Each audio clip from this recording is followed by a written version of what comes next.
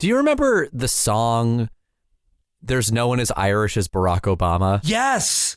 Yeah, What? I Oh my think God, it was yes. a YouTube thing for a while. It's been a sensation on TikTok. Like, not really? super recently, but yeah, no, have you not heard this, Brian? No, was this one of the things that came out of like 2008? Yeah, there was this town in Ireland because Barack Obama can trace his roots to Ireland, and it's particularly entertaining for them because Obama sounds like an Irish name. Oh, that's true. If you put the apostrophe on it, so it goes like...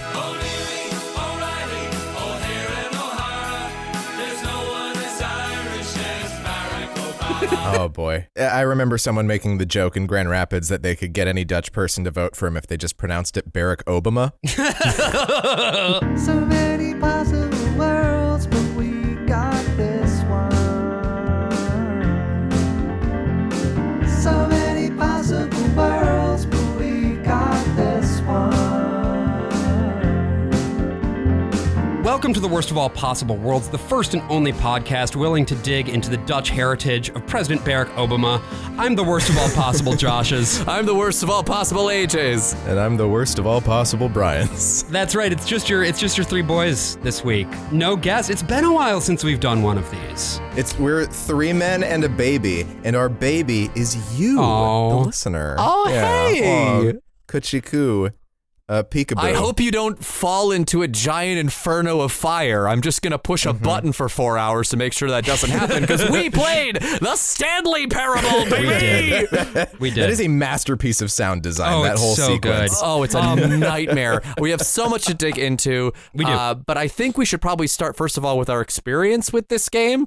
Yeah, This let's do eternal nightmare loop of a game. Josh, to hit us off, when did you first play the Stanley Parable? So I played the Stanley Parable, I think, right when it came out. If it wasn't right when it came out, it was around when it came out, which is what, like 2013, right? Yeah, well, did you play the remake or did you play the original mod? No, that's what I said. Well, the game was in, the mod was just the source engine, or was it even released as a mod before it was released as a full title? It was released as a mod for 2 years before it was released as a full title. In 2011, the mod came out, and then 2013, Sort of, the new one because released. Gone Home was like that too, I think. Didn't Gone Home start as a mod? I believe so, yes. It started, I think, as a Half-Life 2 mod. It started in the source engine as well. Yeah. Sure. So I played it then when it was the full release on Steam. So I did not play the actual like Half-Life 2 mod. I played the full game, The Stanley Parable, which of course is still built on top of the source engine. And that was, I kind of like sat down with it, played it, and I was like, okay, I get it.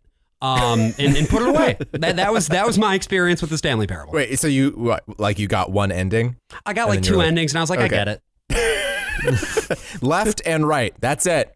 That's all. No, of them. I mean, no, End it of wasn't choices. just left and right. Like I remember I got, and we'll talk about the endings a little bit more, but I got the insanity ending where you float around and then somebody finds your body on the sidewalk. Oh yeah. I remember I got the confusion ending, which once actually for me I got the confusion ending and I was like, okay, I get what this game is.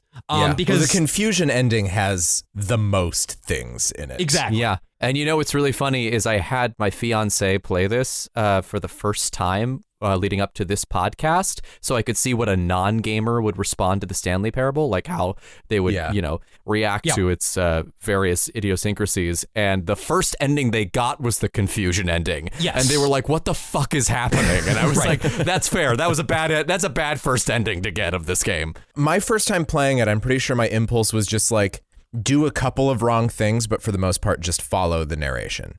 Right. Yeah. So like go through the door on the right, but then take the detour back to the office, stand around in the supply closet for a little bit.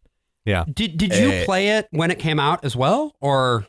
I don't think I played it right when it came out, but I may have. I didn't look at the purchase date on Steam for when I got it, but I feel like I must have. I remember being in Michigan still, so it must have been right around the time that it came out that I played it. Sure. Apparently the last time I played it until now, I decided to fire it up today and get the 5-year achievement. Yeah. Oh, hell yeah. So apparently the last time I played it was 2017, so I just passed the 5-year mark. But I haven't done that yet. I should go back and do I played it. it before that. I was taken by it. I like walking simulators. I think they're cool. I like Dear Esther. I like Gone Home. I like all of this fucking shit. I like the idea of something that is telling you a story. It is interactive. You are feeling the environment that you are exploring, but it's not it's not throwing other mechanics in there. It doesn't need to all the time. Yeah, no, absolutely. Sorry, I got very defensive there. No, it's fine. Right, it's a good game. I like this game. I actually was the one who suggested we cover this game. Wow, I can't believe you like this game, AJ. There's nothing about its sensibility that seems like it would appeal to you. I don't get it. If I had my druthers midway through this podcast, that song that plays when you follow the adventure line would just periodically play. I learned about this game through Steam Train, which was an offshoot of the Game Grumps YouTube channel.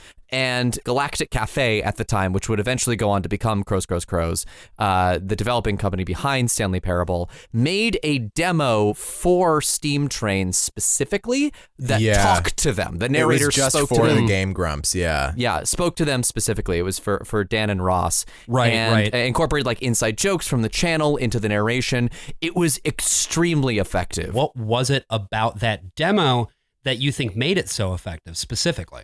Well, it was very funny. There's a bit where they make you wait in a waiting room until your number is called. Like, it's just like a giant counter at the top. And your number is 28, but it starts at 19, and it moves very slowly through the numbers. And there's really nothing makes to do in the waiting room. Feel like you're online at the DMV. Yeah, no. Like there's nothing to do. You can't pick anything up in the room because you can't interact with anything. Web3. And so you watch the Game Grumps just kind of sit there for a while, or you watch Dan and Ross, I should say, just kind of stand there for a while, and then finally they don't have a video number. feed either, so you're just sitting there seeing exactly what they're seeing. Yeah, and it was so funny for so much of it, and then it takes this like very dark and sad turn where the whole demo, obviously collapses in on itself, which is a gimmick they reuse in the actual main game. But it's just assets that they made for the demo. And you go into this place called the Isolation Room, and you just stand there, and the narrator just gets more and more depressed, and he starts like reminiscing about all the stuff that you did in the demo together, which he does, and also at the end of Ultra Deluxe with the collectibles. But it just starts getting more increasingly sadder and sadder. And then he talks about how you rode up an elevator, which is a thing you don't do in the demo, and how it opens up onto this like wide vista of just like freedom. Like he just describes how great it was to finally get outside, and the elevator door opens and it's the office. It's just the office of the Stanley Parable. And you walk in and the demo ends. And it was just like such a stark, like gripping ending. I think maybe 10 minutes into the demo, I pre-ordered it because it came out 1 week later. So I went and I pre-ordered it, and then I played the shit out of this game. I got every single ending. It was still at the time where people didn't know what all the endings were, so they were like coming in like real time on the feed and stuff. And I had never played anything like it before. Like it had such a huge impact on me. Well, I feel like that's the thing that's kind of interesting about the moment that this game existed in was this was a period in time where a lot of different game developers were creating games about what it means for something to be a game. Yeah, absolutely. I think it started, the thing that sort of started the domino going was BioShock back in 2007. That comes out, and the whole nature of choice of would you kindly, sorry, spoilers for BioShock.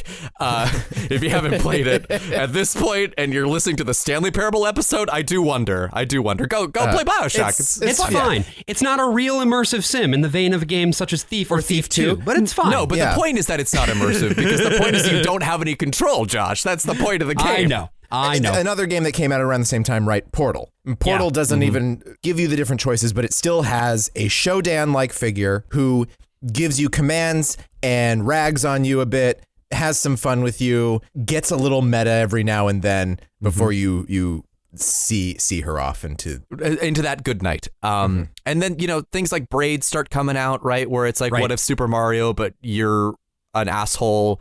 And also it's not really a game about being a stalker. Yeah, exactly. Come on, man. It's like, what if Mario had a really bad night after Thanksgiving, and then we learned some things about him personally? What if Jonathan Blow can suck my fucking dick? What if Jonathan give me a blow job? Am I right? Yeah. But then Spec Ops The Line comes out in 2012, which is a year after the Stanley Parable mod drops, which, you know, has you question everything that you've done in the game. It's just like you think you're like the big bad American hero, but actually you're a war criminal. And it's like this movement comes up of like, what are we doing here? It's like the video game industry looks around and says, what the fuck are we doing? Yep. And that all starts with Stanley Parable with a guy named Davey Wreden, who at 19 years old decided that he wanted to make a game where you disobeyed the narrator. That was his entire idea. He wanted to use it as like a game development sort of like trial thing so that he could figure out how to design games. And that was the idea that like popped in his head. It took him about 3 years to make the mod for Stanley Parable, and he released it. And that was kind of going to be it. He had plans actually to fly to Australia to start a video game collective bar, and actually did that for a year. He flew to Australia and worked in a bar co-owned by Yahtzee. Oh, extra punctuation, right? Zero punctuation. Well, also extra punctuation, because that's his blog. Right, okay, yeah. I thought, Both things. The punctuation guy. Yeah, he had graduated college 3 weeks prior to launching the original version, that mod. And this thing, it has no promotion, like there's no ads or anything taken out for it. There's no company behind it, but it gets 70,000 downloads, like almost immediately. This thing spreads like word of mouth and wildfire, and all of a sudden it's catching a lot of attention, specifically from a man named William Pugh, who turns out an actor, a theater dude, who also builds levels in Source. No relation to Florence, I assume. I don't think so. No. What about Pepe Le?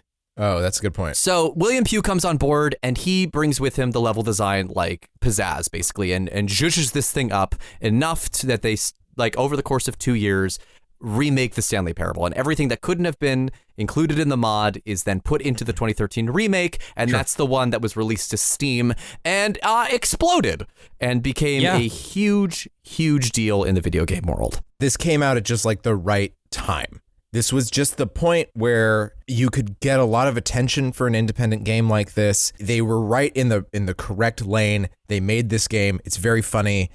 It had a niche that no one else had, because it is a lot like Portal, but it goes a lot further. It's going beyond just the questions of like, can you ever really make your own choice in a video game? Which is really what Portal and Bioshock Infinite keep coming back to being like, what is choice in a video game? What are video games? What are we as designers wanting to do to someone when we make a video game? What are our impulses? That's where I see a lot of the real questions coming from that. And I think it's worth noting, too, that at this point in game design history, the reason that moment was happening was that it was a reaction to pretty heavy, like, linearization of games. Like, you just really didn't have a lot of options at that point, and all of the major studios were just kind of making different versions of the same game. Now, of course, that doesn't happen anymore. That's no longer a problem. Okay, but now they do it as an open world with crafting. Everything became Minecraft instead. But Minecraft is another game that was around. Like, you had fucking Super Meat Boy. You had Fez. You had Indie Game The Movie coming out in 2012. You had Phil Fish having a meltdown a year and a half later. Like, this is all part of that same historical moment, and it existed largely as a reaction to things. But that didn't mean that these weren't interesting games in their own right. As we see, the narrator actually has very high opinions of a lot of indie games. He's scared of them, especially Firewatch in Ultra Deluxe, which he calls a game about a pervert, which I think is very funny. It's not wrong. There's like assets here and there. There's a lot of pieces of paper that lie around, and you don't get like a zoom feature, but every once in a while you can crouch down and then lean your actual face very close into the screen and read what's on the papers. I'm just using a regular 1080p monitor to play this game, so it's like, okay, you gotta get in close. See what we're looking at. You gotta get in close. There's a mask from Payday in another spot. Those were the two I noticed. Oh, wow. I'd have to go back and look at some of those other Easter eggs, but it definitely, I would say Ultra Deluxe in particular does feel very referential Mm-hmm. And sometimes it's in a way where it's like, okay, I get it. And again, this also absolutely, yeah. And this comes back to I think a matter of like aesthetic preference. Some of the stuff that we were talking about last week when we talked about Moulin Rouge. Like, I just have a certain threshold where the whimsy becomes much too much for me, and I think that threshold is lower than it is for a lot of other people. But there's a lot of cool stuff in this game. There's something that strikes me about, because the narrator is an older British man, Kevin Brighting. He's done this since the mod, right? Like, he wasn't some big voice actor that they spend a lot of money on necessarily. No. He was just some guy that they were able to find, because I believe he did a voice for a Half-Life 2, a different Half-Life 2 mod, that then they just brought him on, and it's been like the defining role of his career. And, he got to voice him for Dota. And oh, wow, really? Yeah, for Dota 2, he got to voice the narrator. My goodness. I didn't realize that. That's crazy. I always kind of assumed, because the narrator has this like is this older British voice, that the game was written by like